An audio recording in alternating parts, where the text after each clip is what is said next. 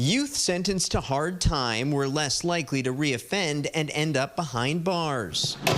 That's the conclusion of a long-term SFU study involving data from BC Corrections and interviews with around 1,700 youth offenders into their 30s. We examined whether increases in the amount of time spent incarcerated from 1 year to the next were associated with decreases in the number of convictions from 1 year to the next. And that's exactly what we found. We found that, to put it simply, incarceration reduced reoffending for this particular sample of kids involved in serious and violent offenses.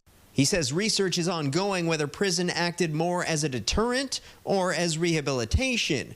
The findings come as bail reform and harsher sentences take center stage with a push to crack down on repeat offenders.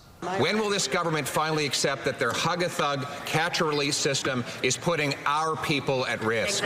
There's too many times this has happened in our society. You know, we pushed Ottawa to change their bail rules to keep repeat violent offenders behind bars. We're still seeing issues in British Columbia. It drives me crazy. But the author of the study warns that mass incarceration isn't the answer.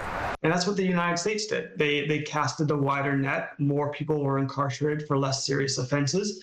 And then the research effectively overwhelmingly showed that incarceration was not reducing reoffending. He says the U.S. tends to focus on punishment, while Canada emphasizes rehabilitation, adding that most of the individuals in his study came from disadvantaged backgrounds and committed serious and violent crimes. There are certainly instances where long sentences are necessary and when incarceration is necessary. But can we do a good job of figuring out who are the people who should not be incarcerated? Who are the people who should be incarcerated? Urging nuance, particularly when young people are involved. Kevin Chirac, CTV News.